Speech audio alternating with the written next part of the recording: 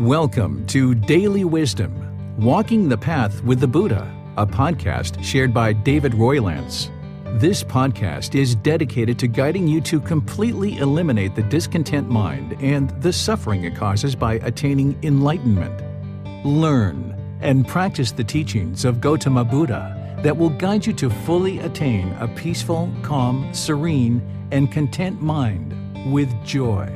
To support this podcast, visit patreon.com/support Buddha or visit buddhadailywisdom.com, where you will discover a full range of courses, retreats, and online learning resources to assist you on the path to enlightenment. Now, here's our teacher to share more.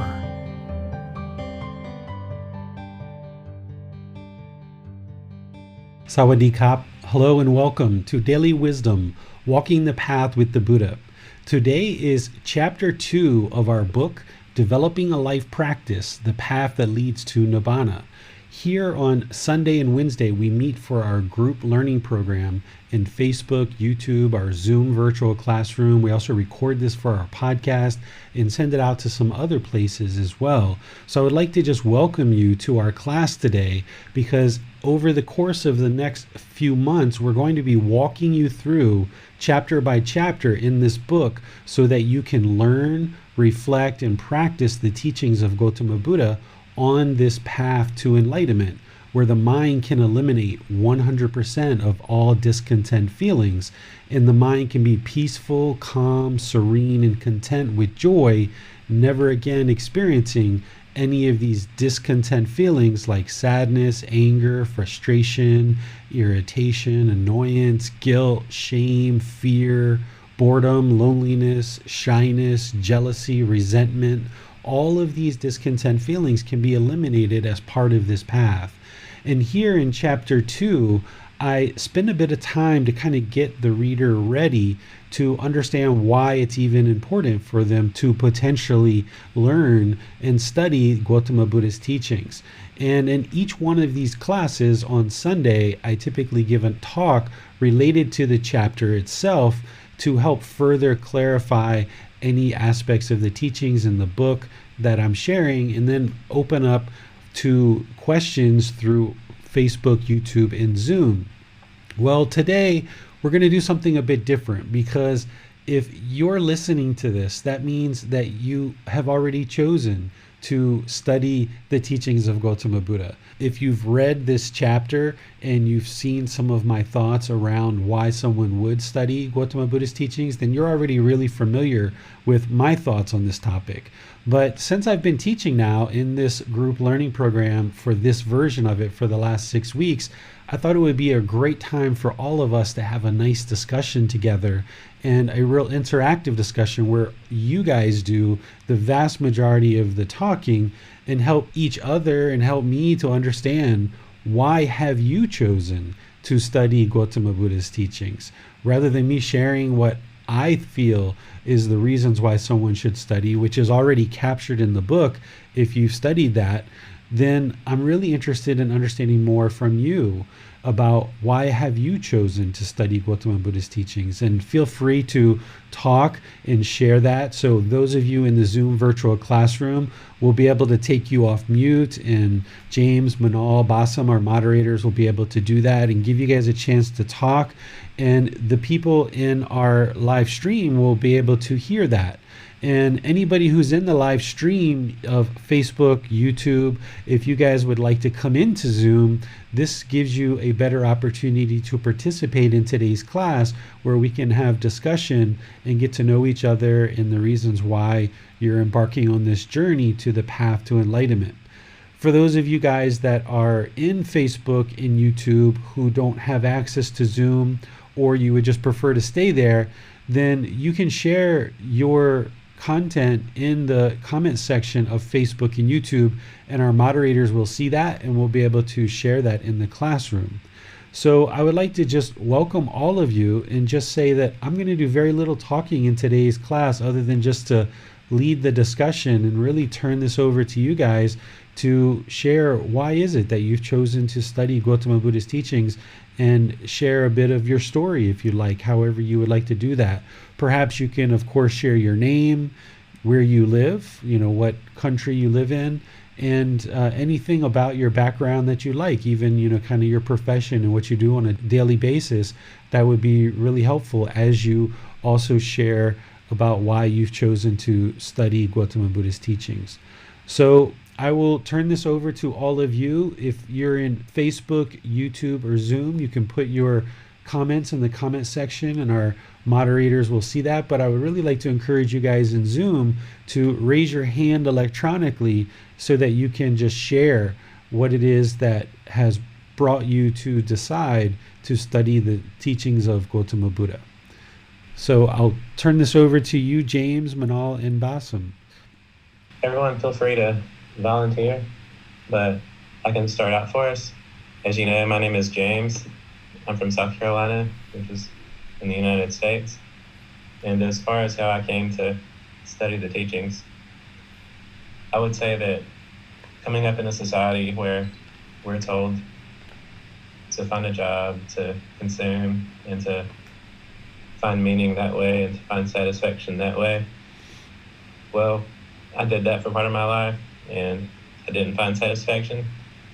And I've always been a truth seeker to some degree, though, partly because I didn't find satisfaction that way. And when I came across the Buddhist teachings, it clearly explains that dissatisfaction I felt and why I felt it. And it really articulated on and expanded on some experiences of insight and truth and wisdom that I had encountered in my life. And immediately I was able to sense the truth in that, and I wanted to further study it. And one thing that really appealed to me when I began studying the teachings is that it's not based on faith, because I came up in a Baptist church and we were driven by guilt and fear to study that religion. And it was so enlightening for a person who is more of a truth seeker to be told that everything that you're studying here, it's about finding evidence for yourself and about actively attempting to disprove the Buddha. And I've been studying for a little over a year now, and I have continually attempted to do that, and I have not been able to do that. And instead, I began, as I went further down the path, to see the teachings in the world all around me. For instance, in the COVID crisis, and in my relations with others, and in my own mind. In a sense, life becomes a teacher the further down the path you go.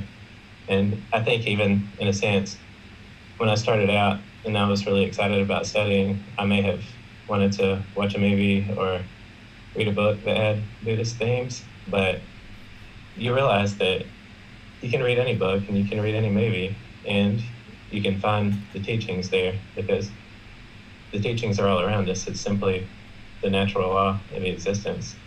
And that has also continually inspired my journey, just continually attempting to disprove the Buddha and not being able to, and just seeing the teachings everywhere. And on a practical level, it's made me a better person. It's made me a better husband, a better friend, a better son. It's made me more patient, less egotistical, more caring, less anxious. For instance, a year ago, I wouldn't have been so comfortable speaking like this to you all, but it has really made me a better person in every sense. And I'm far from enlightened. Like, I have no shortage of ego to work on. I have no shortage of aversion that I'm working on every day. But to be able to see the impact that it's made on my life, while also knowing that I've only really chipped the surface, it's really inspiring, and it just continues to encourage my practice. And that is essentially why I'm still studying, because I can just see the potential for this, and understanding reality and understanding myself and just improving my life. And I think as you start out on the path, there are always going to be ebbs and flows. You're going to have times when you're especially interested and times when a lot's going on in your life, but I think I can just about guarantee everyone here that if you stick with the path and you listen to David and you have a teacher in David who is completely committed to your practice and leading you on this path, that I can't recommend enough that you stick with this and that it can really change your life. So I think that's kind of why I practice, why I originally practiced, and why I still practice. And it would be so encouraging to hear anyone here also give their story. Thanks for sharing that, James. I'm curious, what are some of the things that you feel that you've been able to work on eliminating? And what are some of the things that you feel like you've cultivated as part of your practice and has benefited you? And as part of that, if you have any suggestions for people who are maybe just starting out, what are some things that you would suggest for people to get started and get going with this path? Okay. Well, I think that it's been a lot that I've worked on. I think I've become especially a more patient person, and I'm not led by my emotions and impulses in the same way. For instance, if I'm in a conversation with another person and it could possibly have turned into an argument in the past, I'm able to let go of that feeling and respond in an articulate and calm way.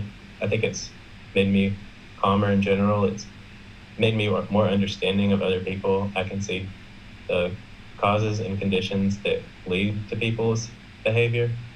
And instead of seeing a person's behavior and essentially feeling negative toward that person and feeling aversion, instead I'm able to feel understanding. I think that's been a huge impact for me. And of course, that's made me a much more calm and much more satisfied person. As far as what I would recommend, I think that when you're studying, it's important to just stay with a consistent meditation practice as you're beginning, because it can take time, but meditation can teach you so much about learning to let go and learning to observe your mind and be mindful, because it's really all about mindfulness. When you're in these situations, if you can be mindful of what you're experiencing and how you feel, and you can accept that, it's then that you can begin to change it and change your behavior for the better. And so I think that that's very important. And I think just studying the book and studying the teachings, I think at the beginning it can seem perhaps overwhelming because it's all new, and you have the Four Noble Truths, the Eightfold Path, and the 10 Fetters, and it seems like you're learning a lot, but it's not like that. It's really that you're learning the same types of things in different ways. It's all pointing to the same truths, and once you begin, your mind really begins penetrating that truth, it all makes sense, and you just feel like you're learning the same things from a different angle. So I would just say to just continue building your knowledge and attempt to disprove the Buddha. I think that's also great advice, because you can go out in the world, and if you attempt to disprove the Buddha, it's going to be difficult to do that. And when you're unable to do that, it really strengthens your belief in the teachings, and perhaps you will feel that you have done that, and that would be a great opportunity to reach out to David and discuss that and discuss what you saw, and perhaps he can discuss with you your understanding and what you experienced, and that can help you grow as well. But it's really all about yourself and you being active, because this is your journey, and this is you, and this is your path, and it's yours to take ownership of, essentially. And it's an everyday practice. It's not the type of thing that you come to on Sunday mornings because you're going to be guilty if you don't. It's something that you actively engage in every day of your life, and I think that if you approach it from that angle, then the doors of liberation are opened up for you. Have there been any moments during your journey that were kind of like aha moments or kind of real revelations that really helped to frame things in a certain way that really helped you as you were getting started and as you continue now? Well, I think I would have to think on that and think back on my journey to remember if there was any one moment. I'm not sure if there was any one moment, but I think as time has passed, I've just continually, as I said, attempted to disprove the Buddha, and I've observed the world, and I've observed my own history, and I've observed my own life. And the more I've learned, the more I've seen how everything that happens in the world fits into that. And that has really cultivated my understanding, I would say. And maybe I can think on that and think of times, say a year ago or so, that really were experiences that opened my eyes. But, I think the state of the world was one thing that was going on when I began practicing. It was around February or March, and COVID was really beginning to take hold, and people were going on lockdown. And that was when I was really beginning to study and seeing the effect that, seeing COVID and how it began in regards to people's relationship with the natural environment, which is, the Buddha discusses karma, and seeing how karma affected and created this condition. And not only that, but just seeing the way that my mind reacted and the way people across society's mind reacted, the discontent that they felt because of their craving to be anywhere other than where they were and being in the now, in the present moment. I think that seeing that craving play out so vividly and the discontent that it caused in people's minds, whereas I was beginning to study, so I still had levels of discontent, but I think that had I not been practicing and had COVID happened in 2019, I know for a fact, based on the way that my mind was, that I would have reacted to COVID so much differently, and it would have caused so much discontent and so much pain and so much stress in my life. Whereas because I was starting out on this path, and because I was just starting out, I was really able to take on that in a much calmer and more accepting way, and going with the flow of what was happening and learning from it and considering it as a teacher. So I think that's one thing that maybe really sticks out, because it was a thing that was happening as I began learning, and it was really the type of event that really showed the teachings in myself and others and just the world around me. Yeah, it seems like this approach of not believing anything and proving it for yourself so that you can see the truth, it seems like was a real aha moment that you had already mentioned, that really helped you to break through to a lot of other things. Absolutely. I think that was critical for me, because most of my life I've lived in a situation where I was expected to just believe what I was being told. I was expected to religiously believe, and doubt or questioning was not a positive thing. It was actually the opposite. It was frowned upon when I was coming up in the church I was in, and just across society. I think I was previously a person who did question norms, and I questioned why. I asked that question, why? And to all of a sudden find a path toward enlightenment that encouraged me to ask that question was really important for me, and it was really eye-opening, and it really makes you feel like you're studying essential truths, because if what you're studying is the truth, then you should be encouraged to question it, because if it's the truth, then you're only going to essentially prove it by questioning it. It's almost like science in a sense. So I think that was definitely a thing that as the person who asked the question why really attracted me toward these teachings, and it was really a draw and an eye-opener, I would say, in a sense. Very nice. Very nice. Thank you for sharing, James. Appreciate that. Yeah, there are other folks out there that would like to share why they've chosen to study Gotama Buddha's teachings. First of all, just excuse my sometimes poor English. The starting point was just like maybe all of the human beings was experiencing much suffering or much discontentedness. So at that point, there was a decision to just try to figure out why is this happening, or maybe all human beings are experiencing the same discontentedness or suffering in the mind. So at some point of time, there was a decision to try to find an answer for this question. The first field was religions. So being born here in Egypt, a country with a majority of Muslims, so the first field was to start searching in was Islam. And then reading about Christianity, about Judaism. After some time, there was some readings about Buddhism maybe and Taoism.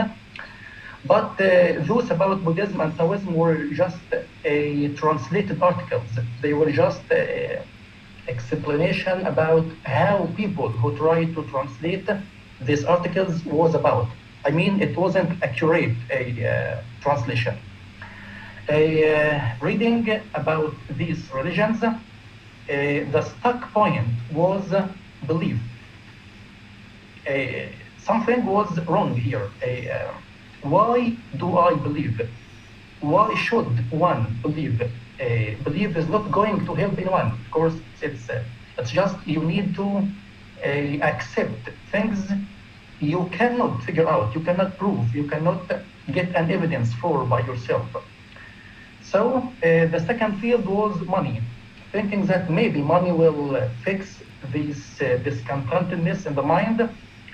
The second step was just starting a business, and maybe in less than a year, it was really a successful business. So now life became at that point. Life became maybe easier because there are no more needs. You can get many things, but still there was a kind of restlessness in the mind. Money couldn't fix this point. Religions at that point couldn't fix this point. The third field was science. So maybe science can provide an answer or give a hand of help to fix this kind of restlessness. So I started a master degree in psychology. Maybe psychology, it will help about how to understand the human mind. Maybe this will provide some kind of help. But again, it was all in vain. No benefit, no great benefit was from all this. For some years, tried some medicines, which is called mental health medicines, but still all in vain. So maybe from a year from now, when COVID-19 started to invade Egypt, there was a kind of lockdown. So having much time to search, to investigate, just got to know about this Facebook group, and from that point, many things, really many things changed. Many questions were answered. Things became to be more and more clear, and this exact point of the restlessness of the mind was greatly fixed. So now, after maybe a year, just being sure that that decision of reading, studying, reflecting, applying or implementing the teachings was mostly the best decision has ever been made. In short, why studying the teachings? Maybe for these points: a better quality life instead of a miserable life, a life full of peace instead of a life full of suffering or discontentedness, wise decisions that will lead to wholesome results, of course, will be better than haphazard decisions with some unwholesome results. For the first time, a peaceful, calm, and serene mind instead of a restlessness mind or restless mind. A liberated mind instead of mind full of fears. Exactly, fears was a great problem for this mind, experiencing much fears. Maybe living this life while knowing about the permanent laws of existence is, of course, much, much better than living this life without knowing about these laws.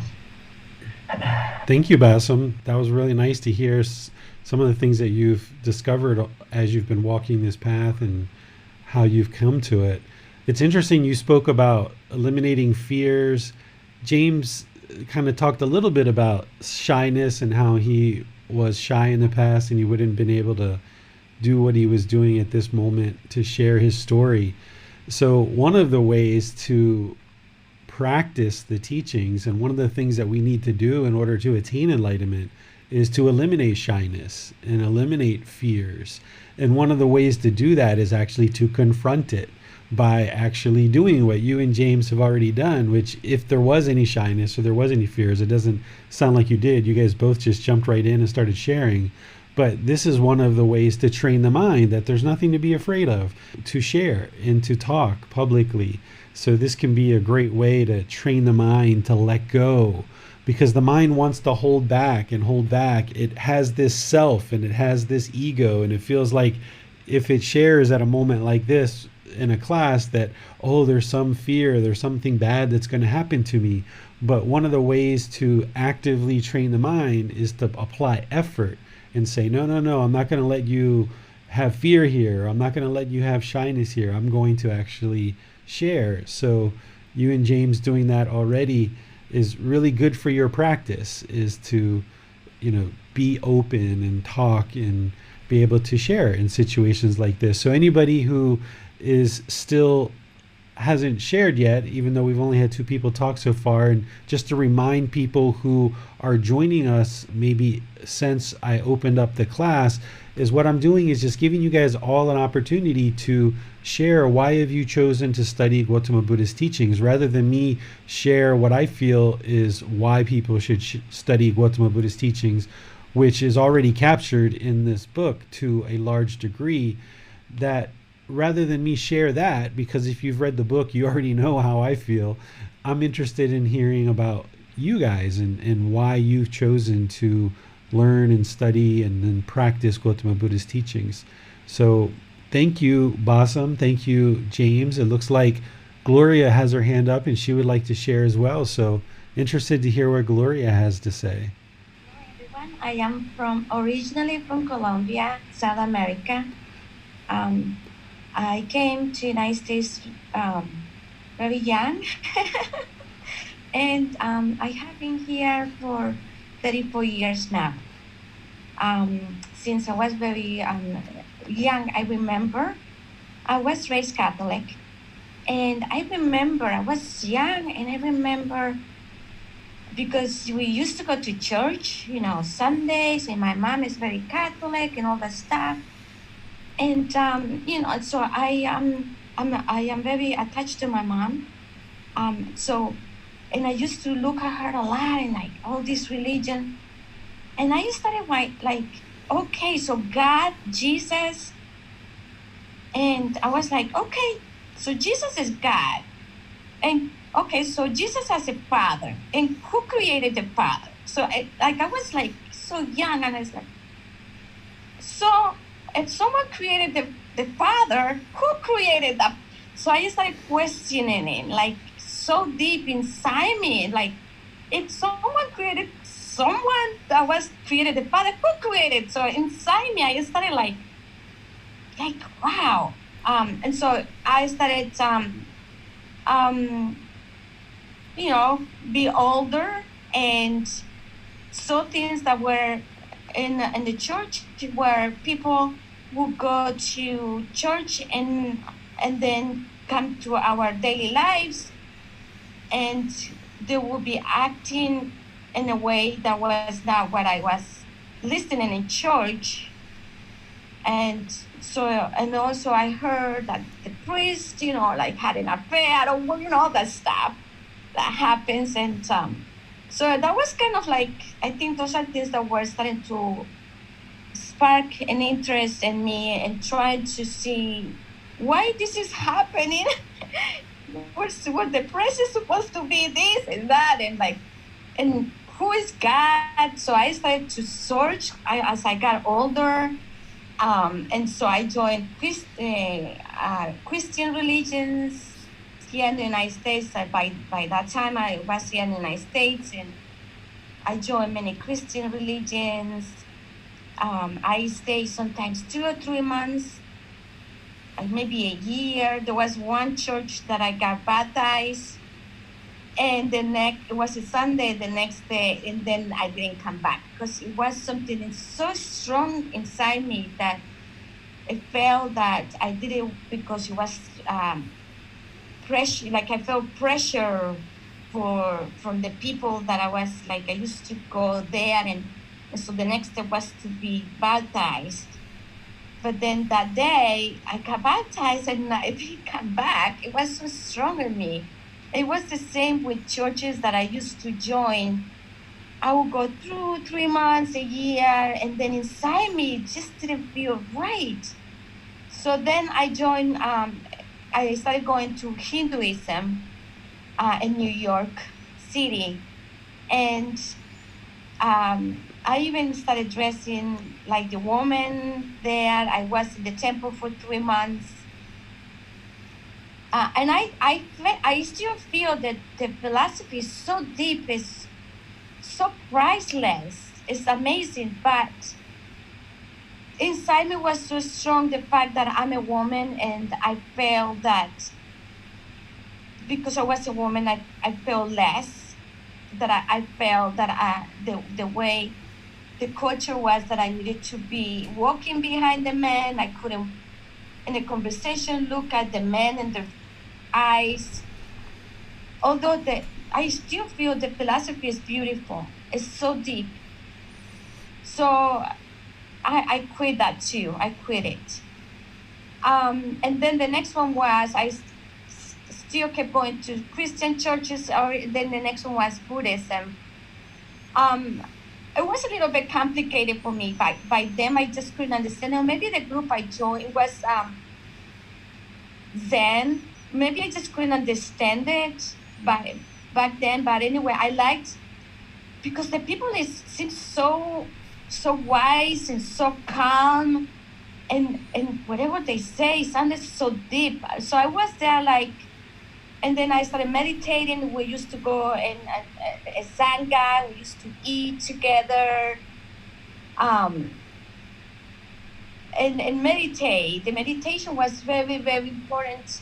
And for me to meditate I tried, but it was really hard because my mind, it just kept like, and I just saw, and most people, they were so calm and they were able to meditate like an hour when we were together there. So I thought it was beautiful, and it sounded like the teachings were so deep, but I think I didn't get it, so I quit. But I kept all the time looking and looking. So they're definitely not Christian. I knew not Christian, definitely something else. Until I'm happy. Another thing that James and Bassem was saying is, I always thought, okay, so if I wear these clothes, I will be happy. If I look beautiful, I will be happy. If I have a husband, I will be happy. If I have a degree, I will be happy. And I had all these things, and I am so grateful that I have all these things, have good health and everything. I still inside me. And like I will accomplish a degree, and I'm like, I'm not happy. I mean, it's nice.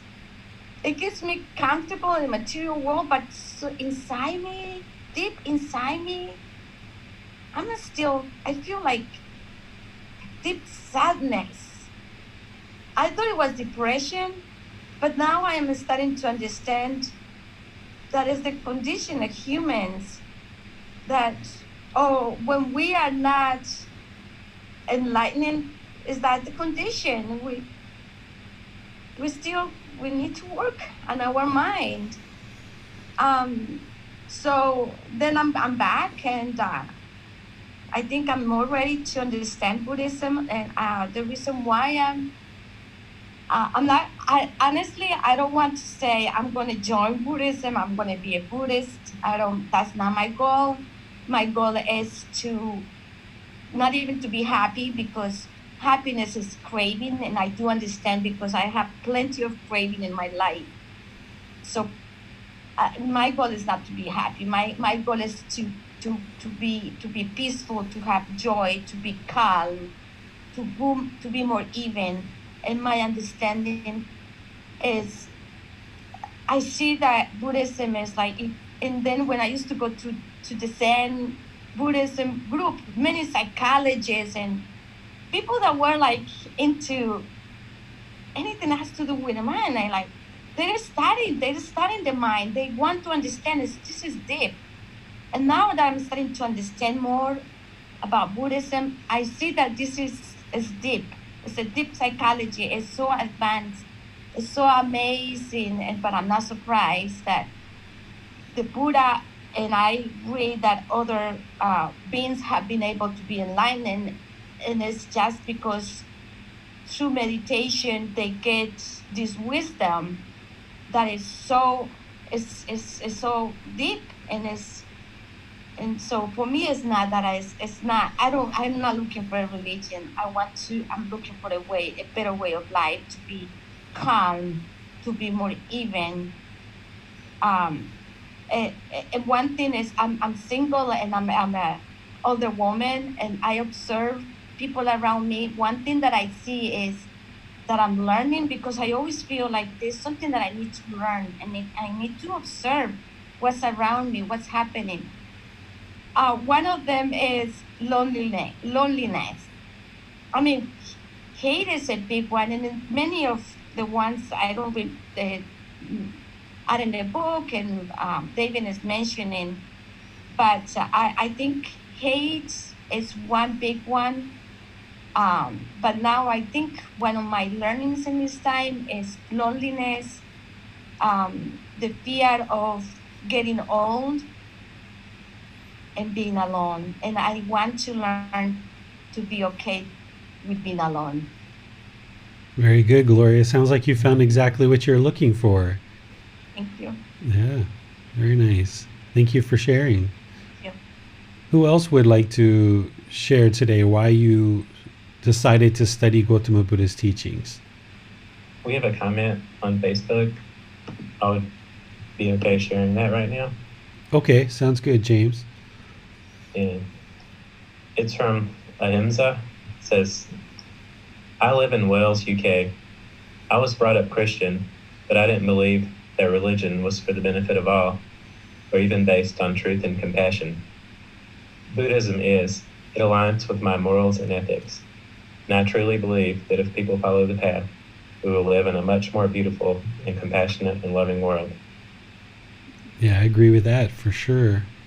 Yeah, it's interesting, something that Gloria shared about, she's not interested in being a Buddhist, which is great, because I don't think Gotama Buddha was a Buddhist either, because that whole term came after his death. During his lifetime, he was just sharing teachings that led to enlightenment, and there wasn't really necessarily a label to it. It's only now, today, 2,500 years later, that we've labeled, this person's a Buddhist, this person's a Christian, this person's Hindu, this person's Muslim, this person's Jewish, or all the different traditions that are out there. But if you really boil all this down, we're all just human beings looking for understanding and looking for, hopefully most of us, a better place to exist and a better way to live. And to me, that's what Gotama Buddha shared. So that's why I mentioned to Gloria that it sounds like you found exactly what you're looking for, because she says, I'm not interested in being Buddhist. So that's good, because Gotama Buddha wasn't Buddhist either, in my opinion. All right, so who else would like to share, either in Zoom or anyone in our Facebook or YouTube live stream? Why have you guys chosen to study Gotama Buddha's teachings? What brought you to decide to study Gotama Buddha's teachings? Yeah, it looks like Josh is going to share. Let's hear from Josh.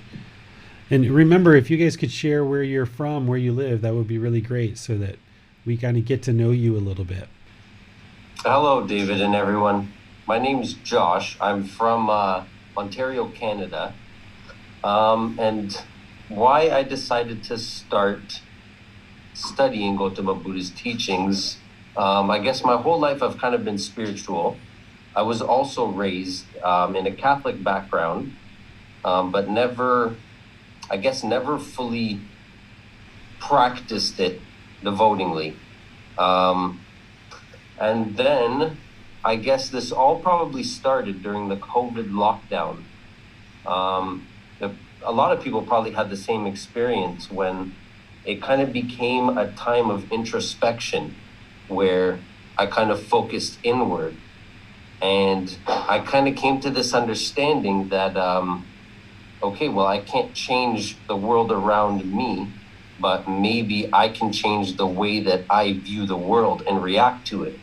So that's when I kind of started looking into Buddhist teachings.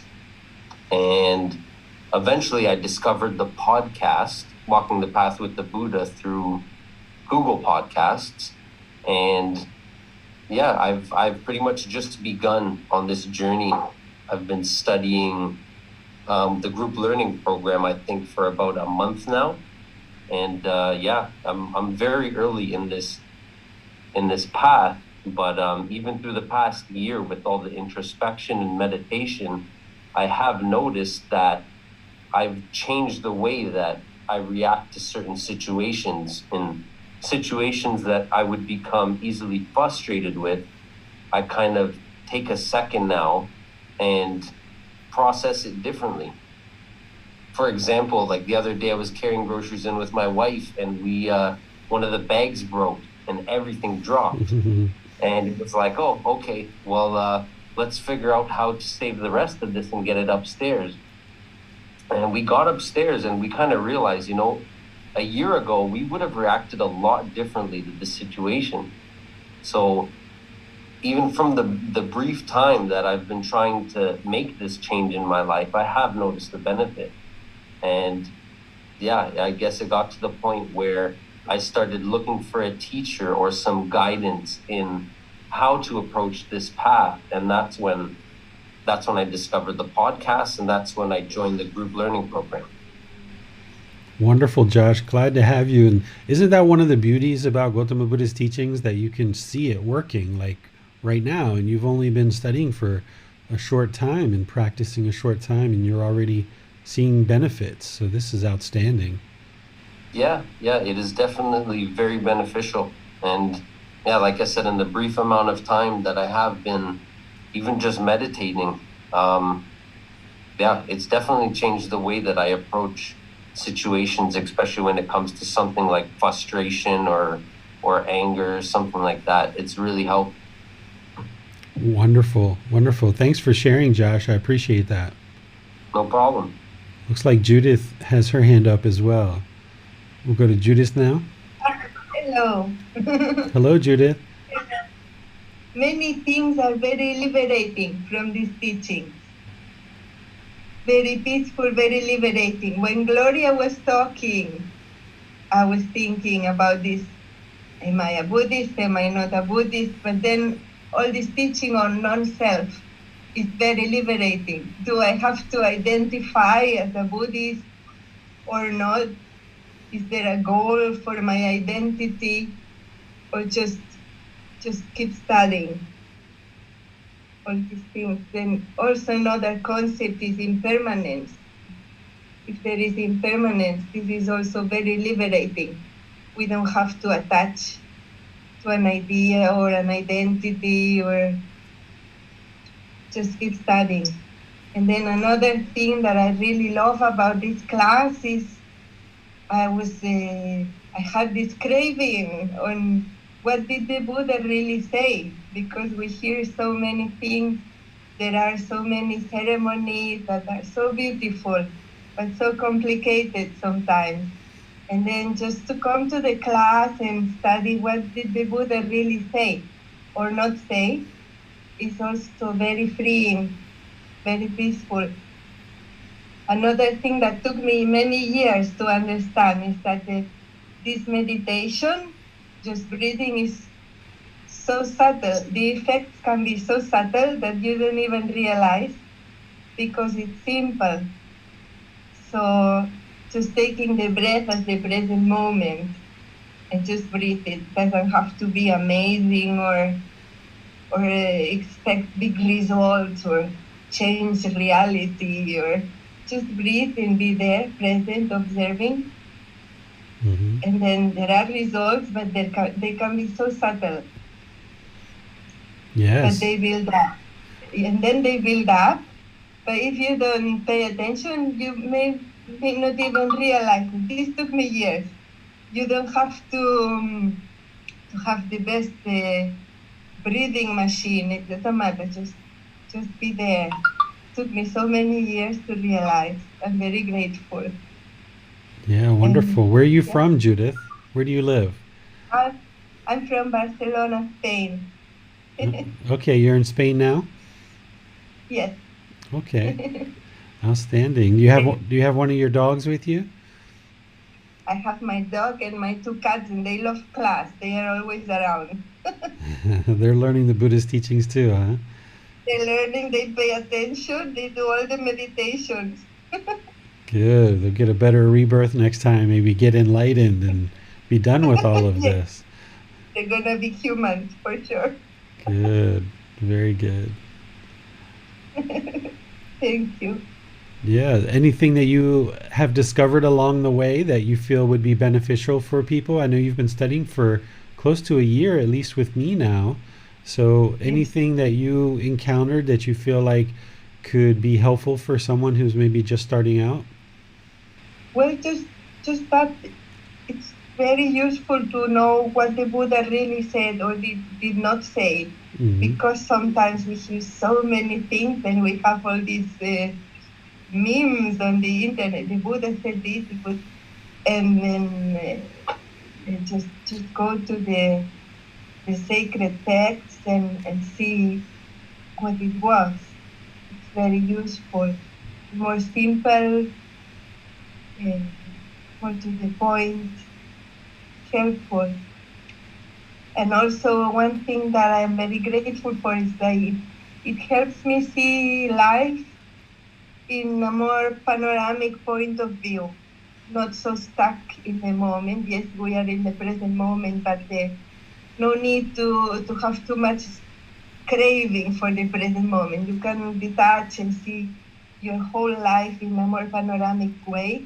And then this helps you realize there are different kinds of approach to life. That's an interesting observation, Judith, because, like, at least for me, before I ever learned Gotama Buddha's teachings, when something would happen, I did feel pretty stuck. I felt like, what am I going to do here? I feel really stuck.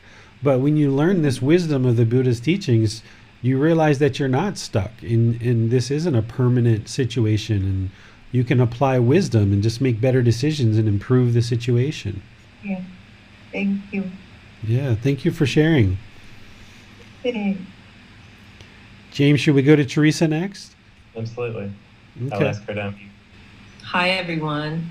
My name's Teresa. I live in Leesburg, Virginia, which is about, 35, 40 minutes west of Washington, D.C. I'm really new to looking at the teachings, probably, I don't know, since about January or so. And I think, like so many people, I come to it from, that feeling of discontentedness and really realizing that that's so present. I'm a mom. I've got 4 kids. They're mostly grown now. They're 3. One just graduated from college. I have twins that are sophomores in college, and then I have a son who's 17. And my mother lived with me for a really long time. And she had some addiction issues, and I realized so much of what I tried to do and what I do with the people in my life is try to fix them. And it really resonated with me. I think the first teaching, when we started up new, when David talked about our joy being conditioned. And it just really hit home for me that so much of my joy is conditioned. Gosh, I'm never emotional. I never cry. It's okay. Let it out. Don't hold it in. Just let it out. Funny. It's like I never, my husband's probably seen me cry like 5 times in 27 years, but, it really was kind of life-changing to realize how often and how much my joy is conditioned on the people in my life that I love and trying to make them happy. A couple of my kids have depression pretty badly, and anxiety. My son has really bad anxiety, and it's impermanent. Sometimes it's really bad and sometimes it's really good. And I realized so much of what I did was trying so hard not to accept that and try and fix that. And so, and it's going to be what it's going to be. I mean, I do everything I can to try and help him, and he does well. But one of the things I've learned sort of from the teachings is just to notice that that's a craving of mine. And so much of my joy and how I feel inside is contingent about how he's doing in the moment. And that's never going to bring me contentedness and serenity. So that was really eye-opening for me too. When I really heard that teaching, I noticed that was everywhere in my life. Even hitting the camera, when you talk about those feelings that are neither whatever, content or joy, they're just like things like shyness. One of my daughters is really, really shy, and she gets up. For me, it's that being vulnerable. It's that craving of what is everybody going to think of me? You know what I mean? And recognizing that and just knowing that that's something that I need to let go of. And so I came to the teachings really from wanting to, like everyone, reach a point where we do have that contentedness. My background too is Catholic, and I still, very much identify as Christian. That was a huge part of my life for a long time, especially when my kids were little. I taught, CCD, and so it's not that I've abandoned those things, but I think it really resonates with me too when you talk about the labels. And I would just notice that there was, for so many people in that environment, there's just no joy for them. And so it really, it made me start to question kind of my place in there and my approach to that as well. So, I guess that's kind of where I'm coming from. I'm on the path to try and really just grow and recognize where things in my life are really attachments and cravings, and trying to increase my meditation practice. It's kind of fits and starts. Sometimes I have a really good session, and then sometimes it's kind of hard and I don't have much. So that's kind of how I came to it and what I'm hoping to get out of it, and connecting with other people, and I guess that's about it. Yeah, well, thank you for sharing, Teresa. Welcome. I'm actually very familiar with Leesburg. I used to live in Ashburn and Sterling and Arlington, Northern Virginia. That was my old tromping grounds. Yeah, no, it's beautiful out here, but it's like everywhere. I recognize too. It's it's an area too where people just go, you know, around DC. It's a really high income, high education level, but one of the things I noticed too is those things don't bring people joy. You know, like I think Maria was saying, you think all those things, if I just get this, if my kid just makes that team or this or that, I'm lucky a little bit in that I've been able to have some distance from that, but I so recognize it in the culture around us that people are so attached to thinking that that's going to bring them joy. And for a lot of it, it really kind of also made me feel like an outsider a little bit. You know, I had some kids who really did well in that environment, and then I had other kids who didn't do well in that environment. It really made me realize and recognize that our joy is so much contingent on those things sometimes too, living through your kids. And, you know, I try to look for the good in everything. And so even when those are difficult experiences, if you approach them in the right way, they can really help you kind of onto the path of freedom and contentedness. If you really can stand back and look at those and observe them and recognize that so much of that is just our craving and wanting something out of that instead of just being in the present moment. So yeah, thank you for these teachings. They've really helped me. You're welcome. Glad you're here. Thank you for sharing. Thank you. All right, it looks like Sarah has her hand up. Should we go there next, James? Yes. Asking Sarah to unmute. Hi.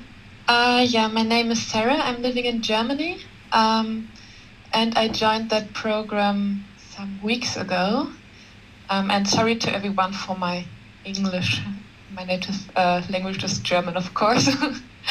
Yeah, I could relate a lot to what Basim and Gloria were saying. It was the same for me that I had these questions, these big questions like, what is life? Where do we go when we die?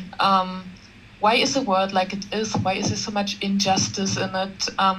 Already when I was a child, and no one could really answer it for me. And it really affected me a lot. I remember as a child I couldn't watch news, for example, because I was always so sad about all the injustice and everything that was reported there that I really had problems to deal with it. And the place where I live, most people are Christian.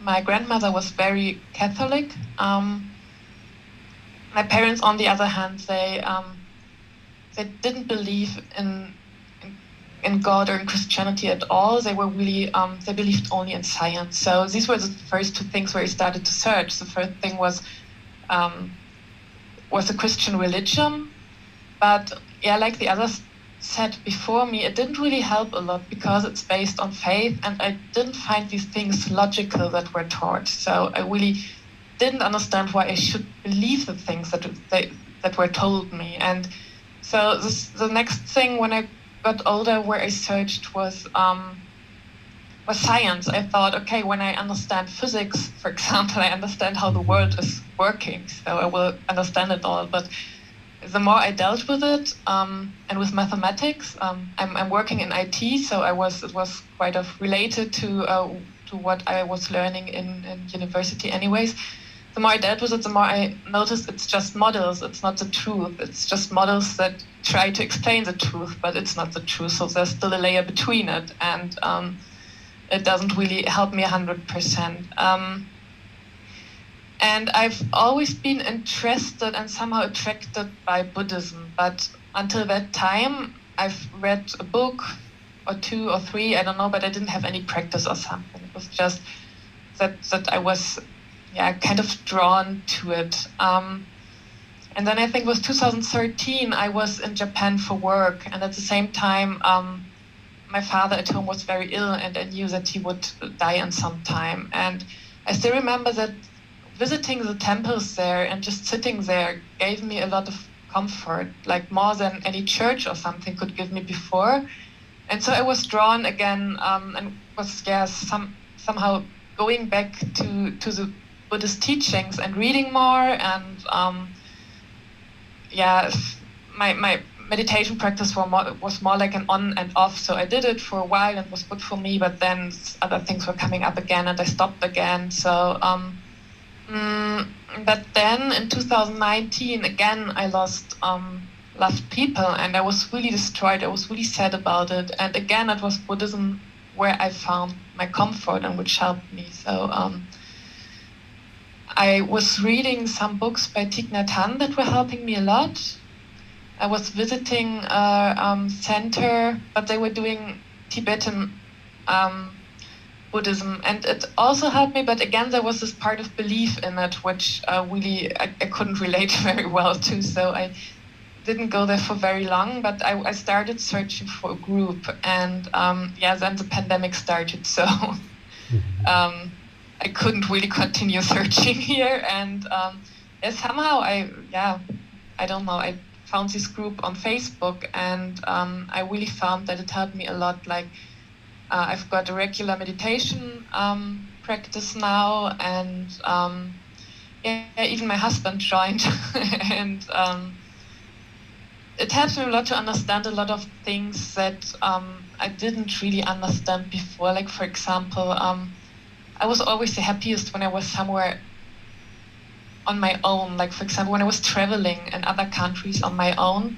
and now I know it's because I was living in the moment there was no one having any expectations or anything that how I have to do things. I was just living in the moment without anything was just distracted me from experiencing every moment. Back here now in the daily life, it's people are expecting a lot. Like for example, another thing is I've got one daughter who's 3 years old, and I love to be a mom, but it's also a lot of like stress, a lot of fears, a lot of things going on when you're becoming a mom. So people here expect me to have more children, but I always feel like I don't know why I have to be attached to this thing to have a lot of children just because all the people here are doing it. And I see that there's not only there's all this love, which is great, but there's also so much, so much trouble, so much stress connected to it. And it was the first time when I was learning about the teaching when I thought, actually, I don't have to do that. I've got a choice. It's okay to be fine with that one child and to be happy about it. And I learned a lot about myself. I also learned a lot about other people. I also understand why these other people want me to do that now. Before I didn't understand, I was just angry about them to tell me what to do. But now I can understand more about it, gives them better answers. And so it helps me quite a lot. I'm quite happy about that, Very good. Thank you for sharing that, Sarah. And nice to hear that your husband's joining you as well. This can be really helpful in a household to have multiple people because you guys can support and encourage each other along the path. Yes, it's so good for the relationship, and it's also my 3-year-old daughter already started sitting down on the meditation cushion and pretending to meditate, which so I hope that she can also just learn a lot from it when she's growing up. Yeah, that's nice. Kids, if they see their parents meditating and practicing these teachings, they're going to learn the truth too, and that'll stick with them, and it'll be shared with your grandkids, I'm sure, if that ends up happening as well. So that's wonderful. All right, well, welcome all the way from Germany. We've got America, Canada, Spain, all different kinds of places represented. This is great. So who's next, James? Do you have something from one of the live streams, or should we go to Gloria? I'll read off a comment on YouTube, and then we can go to Gloria. Okay. IA has an experience to share. I am from the UK. I decided to study the teachings as a way of becoming a better person, and furthermore, understand on a deeper, more meaningful way why life should be cherished and enjoyed. Thank you. Very nice. Very nice. Yeah, Buddhism will help you with that because it helps you understand life. So wonderful. Now I'm asking Gloria to unmute. Okay. So I was wondering, I'm loving this group, and I love that we are worldwide group. I was wondering if we could, if people would like to share the emails or something like that, so that we can also support each other. I have my son has really bad depression, is really bad, and when I heard Teresa speaking about her, also some of her kids who have depression, or members of her family, and also she's interested in following this path. I think it would be good to have support, that we are on the same line of thoughts, and that we also have kind of the same problem or issue, or things to learn, and we can support each other. So my son is 21, and he's so depressed. He doesn't get out of the house to get some sunshine. He's 24 hours a day in his room, and he's a different soul, but he's my son, and I know, we're supposed to be working ourselves, but we're still in this world, and we're still attached to them, and we want the best. So, it would be good to have support too. And the fact that Teresa was saying, I feel like we are interested in the same path, and we might have the same issues in our lives. So that's, not only Teresa, people here and the group, it would be good to have kind of like people that we can talk about stuff and help each other. Yeah, for sure. Some things I can share with you, Gloria, is I'm pretty sure that everybody who's involved in these classes, they're also a member of the Facebook group. So you can find them in the member section and send them a private message and contact them that way. And that way there's a point of contact, and you can reach out to all of these folks. And if there's anyone who's not a member of the Facebook group, then you can easily join. Everybody is accepted, of course. And then something that I would like to share with you too, since you mentioned your son, is it's possible to help people in your family if they're open to help without craving, desire, attachment. Attachment isn't that we ignore things like your son being sad or depressed. It's that you can actually help them. And the Buddha actually talks about this, that if there's people in your life that you have compassion for, that you can apply effort to help them understand things like the Four Noble Truths and things like this.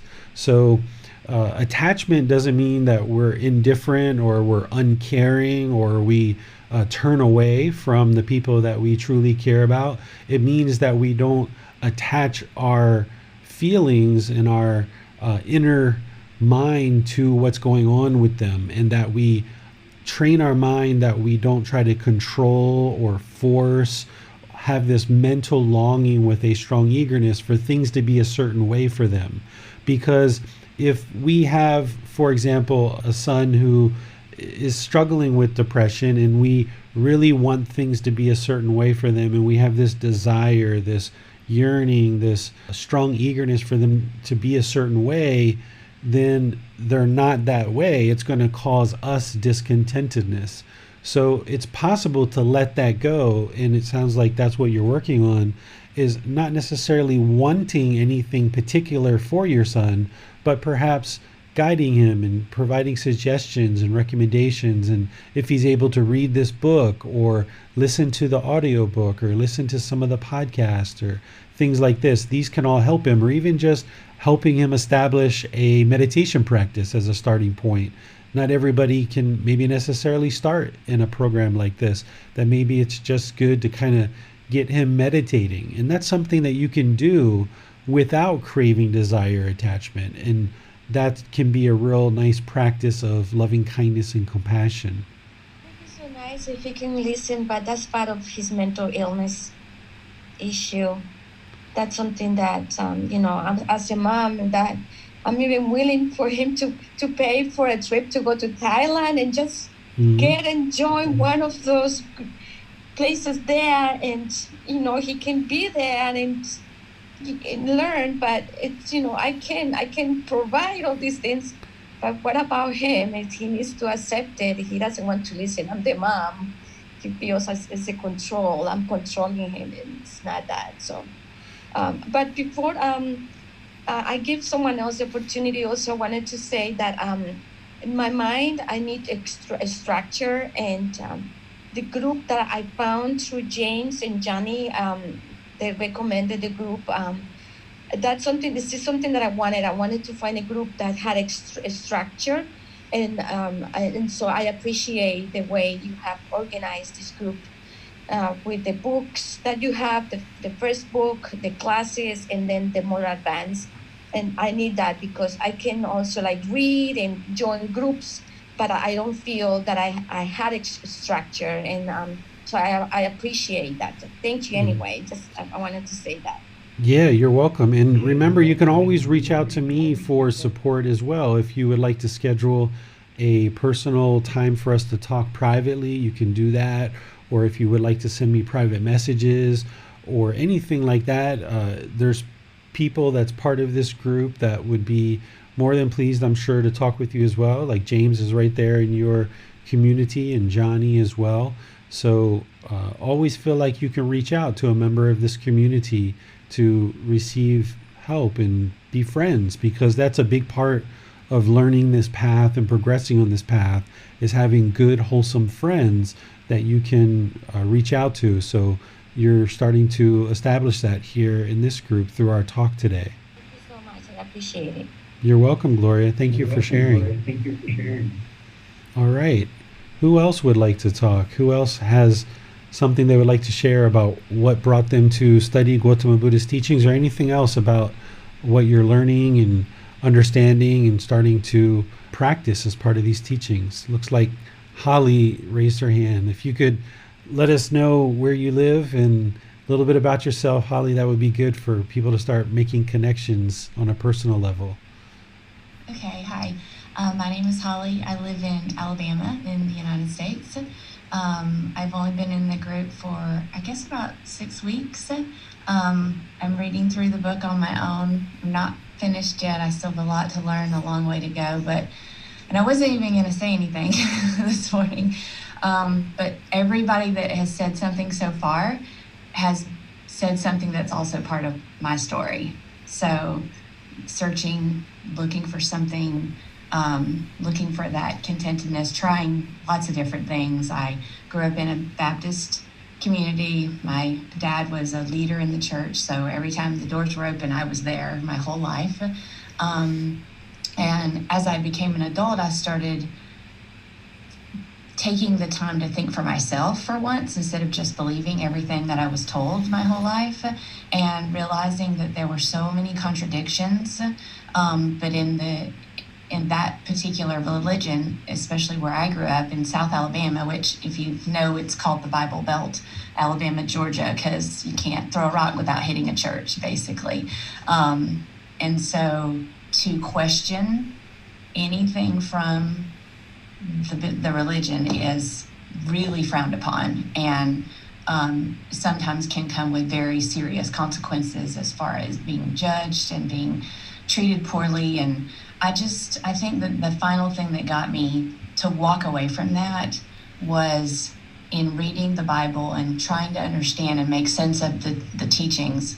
I think there are a lot of good truths in the Bible. I think my problem is that I misunderstand man's interpretation of scripture.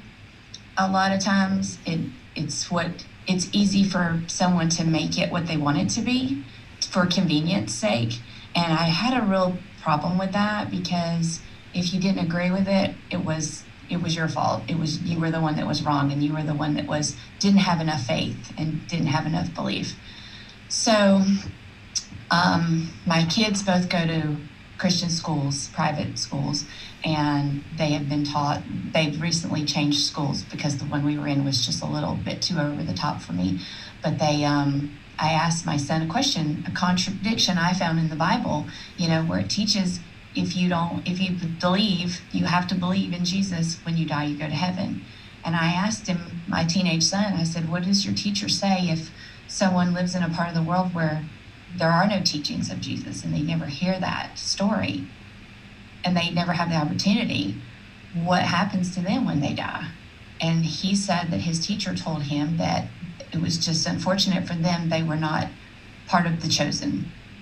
And I cannot accept that. I can't believe that a God would create humanity and then leave some of them to just fend for themselves with no opportunity for a salvation or whatever. So that was the final straw that made me say, this isn't for me. And I just totally walked away from all of it. So that's when I started looking for something else. I got really involved in yoga. After a knee surgery, I couldn't do regular exercise for a while. I started doing meditation with a guru from India on YouTube. Got very attached to that practice. And then after about 2 years of that, realized that I wasn't making progress. I wasn't getting anything more. I wasn't growing. I wasn't getting any better as far as my mental state. So I started looking for something else. I did a few self-help programs. I did a program with Mind Valley that was a really great, helped me clear out a lot of guilt and a lot of anxiety that I had. And then started looking at, looked at Hinduism for a little bit. Then I looked at Buddhism. I read a couple of books and started reading and trying to learn on my own. And honestly, I felt like it was the right path, but it wasn't quite what I wanted. And then in a different Facebook group, I had asked a question, and that's when David commented, hey, you can join our group if you want to learn more about this. And that's how I got into this group. So this is the first path that I've been on. It actually makes sense to me.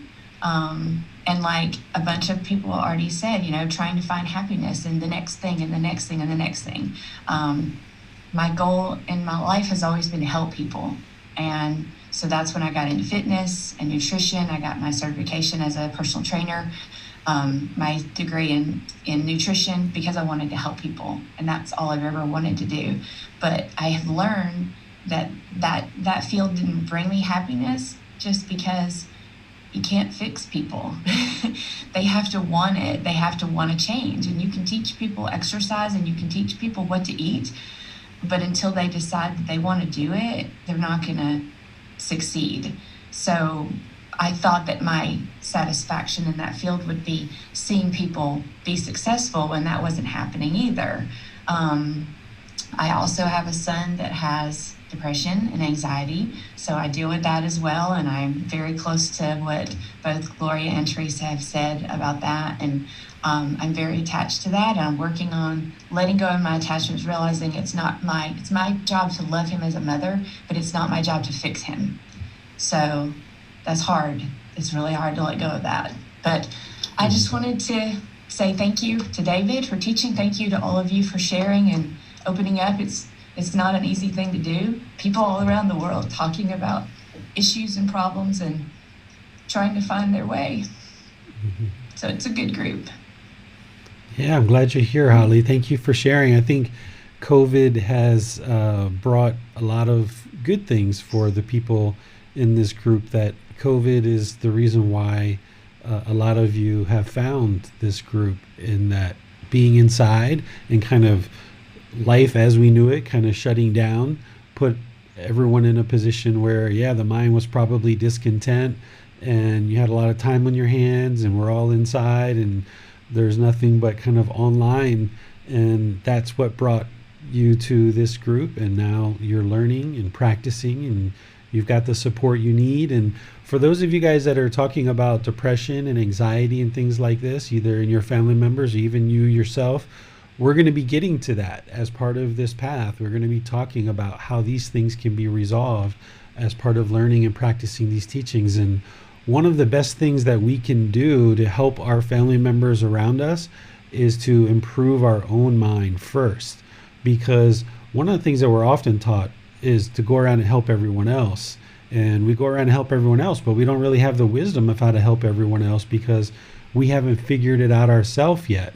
So what all of you guys are choosing to do is you're choosing to learn and practice the teachings so that you can gain the wisdom first And then as you develop this wisdom and your practice improves, you become more peaceful, calm, serene, and content with joy, your family members are going to take notice of that. And you'll, at that point, have the wisdom to be able to help these people around you if they choose, right? If they choose to receive that help.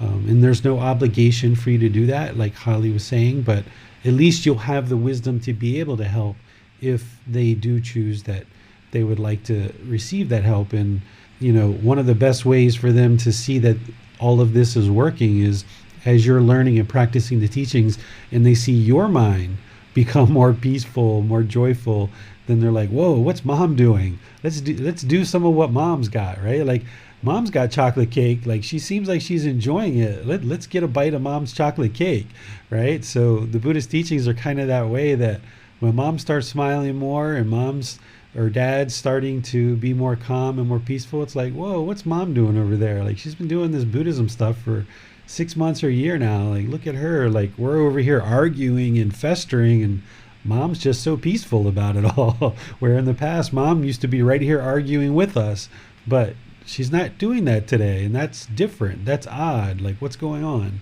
So my congratulations to all of you guys that are sharing so far, that you're choosing to learn and practice this for your own well-being, but then also it's going to extend to your family as well.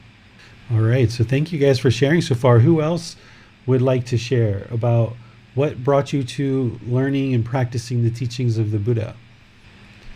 Bassam, Manal, or James, do you guys have anything coming in from the live streams?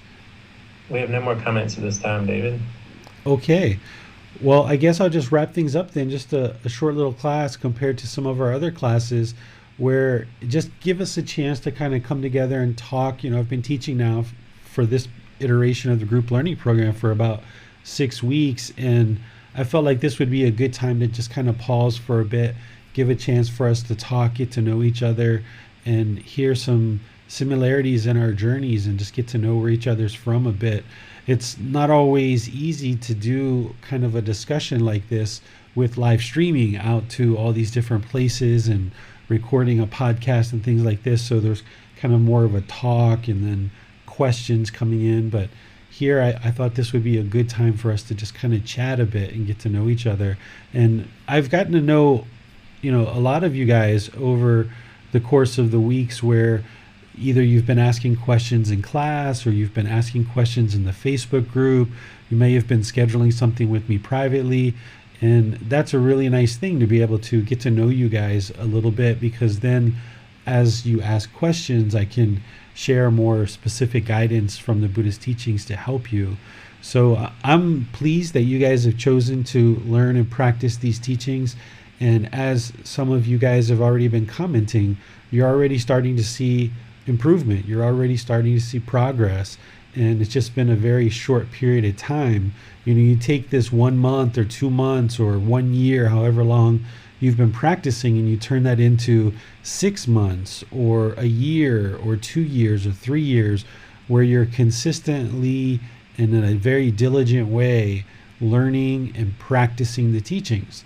Practicing meditation, yes, but practicing day to day, like Josh said, when you drop the groceries, and instead of being angry at the bag or angry at the wife, or maybe not carrying as many bags as you thought she would, you just, okay, well, that just happened, so let's just figure out how to fix it, right? So that's the day-to-day practice, is yes, coming to class, yes, learning the teachings, reading the book, listening to the videos, asking questions of your teacher, all these different things. Yes, there's meditation, but it's also this day-to-day, moment-by-moment experience of seeing how to apply the teachings in real world, where when the bag ripped, I don't know if this went through Josh's mind, but yeah, that's impermanence, right? The bag was impermanent. It's not permanent. And also, once the bag ripped and the groceries are all over the ground, that's not permanent either. We can pick these groceries up and take them inside and clean them up, and they'll be just fine. So these situations that happen to us, before we understand impermanence, we often just get so frustrated and irritated because we want that bag to be permanent. Or we see these groceries spread out all throughout the floor, and we think that that's permanent. Oh my goodness, I just spent all this money and now these groceries are going to waste. But no, they're not. We can actually fix this and it'll be okay. And that's something that the Buddhist teachings start to slowly show you. As you learn them, you start seeing them in the real world, how these real world teachings are truly explaining the natural laws of existence and what we experience on a day-to-day basis. And as I've commented previously, it's a real struggle to live in a world that we don't understand. And that's essentially what the unenlightened mind is experiencing, is this struggle, because we don't understand these natural laws of existence. And because we don't understand them, life becomes a real struggle. And what the Buddhist teachings are about is helping you to understand these natural laws. And the more and more wisdom that you build around these natural laws, you'll start understanding this world and be able to make decisions that are going to be improving for your life. So glad that you guys have chosen to learn and practice these teachings. As we do, you'll just continue to gain more and more wisdom and see more and more benefits along the path. Because next Sunday, we're going to be in chapter 3 of this book, Developing a Life Practice, which is really kind of where things really start get going. Chapter 3, 4, 5, 7, 8, 9. This is the real core of the book, and thus the real core of the program, where next Sunday we're going to be in chapter 3, which is titled Nibbana. What is enlightenment, or Nibbana? So before we kind of embark on this journey together, really understanding what's the goal. Because if you were headed to a city and you were interested in going to a particular city, you would kind of want to know what's going on in that city before you get there. So that's what chapter 3 is all about, is helping you understand what is enlightenment. Because the more you understand it, what it is, what the goal is, the more likely you are to be able to progress and actually get there. Whereas if you didn't know the name of the city, you didn't know what roads it took to get there, you didn't know what was there once you got there, so that you know that you're actually there, it would be very difficult to travel to this new city. So that's why I start off kind of the core of these teachings with chapter 3, kind of just really helping you understand what enlightenment is. And we've talked about this at different times, but we're going to really dive into it next week on Sunday. And that's where we're also going to cover those 7 factors of enlightenment, because we already covered in a previous class the stages of enlightenment and the jhanas and these other things that, if you remember, I didn't have time to cover the 7 factors of enlightenment. So we're going to cover those in next Sunday's class as well. And then the Sunday after that, we'll be talking about the 4 Noble Truths and just spending the entire class session on the 3 Universal Truths and the 4 Noble Truths. This Wednesday, we have our loving kindness meditation that we're going to be doing on Wednesday, which is part 3 of this 4-part series. So you're welcome to join for Wednesday, or watch it back on the playback, or listen to it on the podcast if you can't make it on Wednesdays. And just continue to keep learning and practicing. Continue your meditation practice. Continue to ask questions as you need help and you need guidance. Just let me know what questions you have, and I'm more than pleased to be able to help you. So thank you for everyone who chose to share. Thank you guys who didn't share, who joined and just kind of participated by listening and understanding and being part of this group, because individually you're walking this path with the Buddha, but also as a group, as a community, we're here to help and encourage and motivate and support each other on this path as well. So I'll see you either Wednesday or next Sunday.